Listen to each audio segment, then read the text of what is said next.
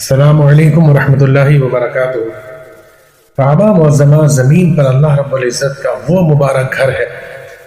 کہ جس کی زیارت کے لیے مسلمان اپنا دل میں سچا دلی جذبہ رکھتا ہے کہ کم از کم یا اللہ تیرے اس مبارک گھر کی زندگی میں ایک مرتبہ تو میں زیارت کر لوں،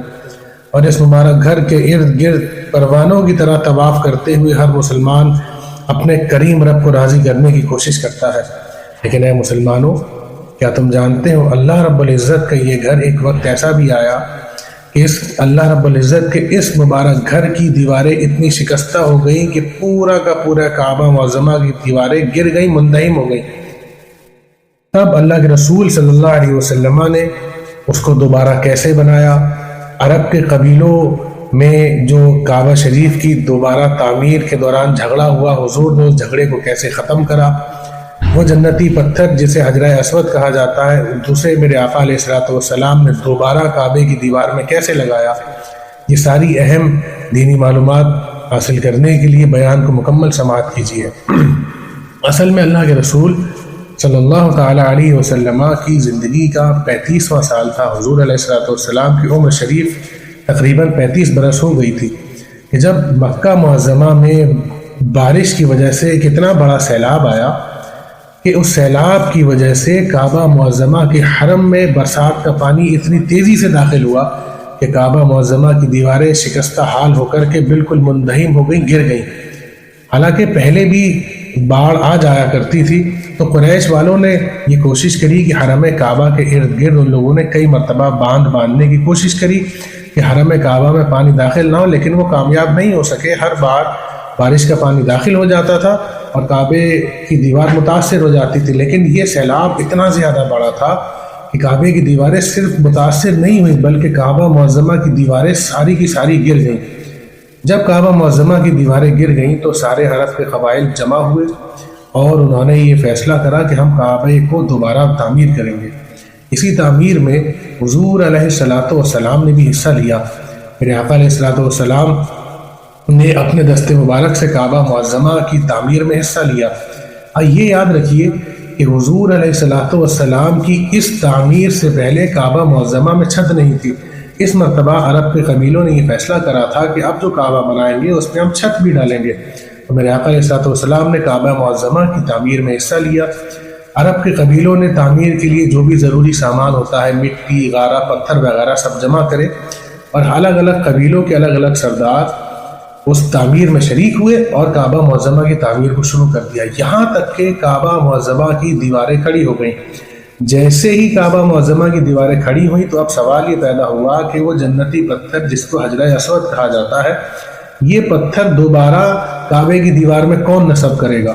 اب ہر قبیلہ یہ چاہتا تھا کہ یہ اعزاز، یہ فخر کی بات ہمیں حاصل ہو جائے تاکہ ہمارے قبیلے کا نام ہو جائے، ہمارا نام ہو جائے کہ دیکھو کعبے کی تعمیر تو سب نے کری لیکن جنتی پتھر ہمارے قبیلے نے لگایا۔ ہر قبیلے والا یہ چاہتا تھا کہ ہماری نسلوں کے لیے، ہمارے لیے بڑی فخر کی بات ہو جائے گی۔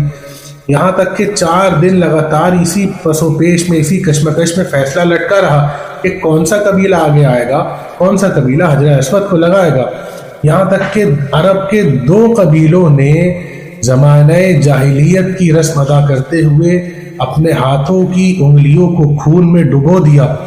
اور خون سے نکال کر کے انگلیوں کو چاٹ لیا۔ اصل میں زمانہ جاہلیت میں یہ رسم لوگ اس لیے ادا کرتے تھے کہ اب خون تو بہا دیں گے لیکن اپنے قدم پیچھے نہیں ہٹائیں گے۔ اب کچھ ہو جائے، چاہے اپنی گردن کٹوانا پڑے یا سامنے والے کی گردن کاٹنا پڑے، خون بہا دیں گے لیکن اپنے فیصلے سے پیچھے نہیں ہٹیں گے۔ جب کوئی قبیلہ پیچھے ہٹنے کو تیار نہیں تھا تو ایک بوڑھے شخص نے یہ فیصلہ کرا، ایک بوڑھے شخص نے یہ مشورہ پیش کرا کہ ایک کام یہ کرو کہ کل صبح سویرے جو سب سے پہلا شخص حرم کعبہ میں داخل ہوگا اس سے فیصلہ کرا لیا جائے گا، اسے ہم سردار مان لیں گے، وہ جو فیصلہ کرے گا وہ سارے قبیلے والوں کو ماننا پڑے گا۔ تو سارے قبیلے اس بات پہ راضی ہوئے۔ اب اللہ رب العزت کی قدرت دیکھیے، اگلے دن یعنی 5ویں دن صبح سویرے سب سے پہلے جو شخص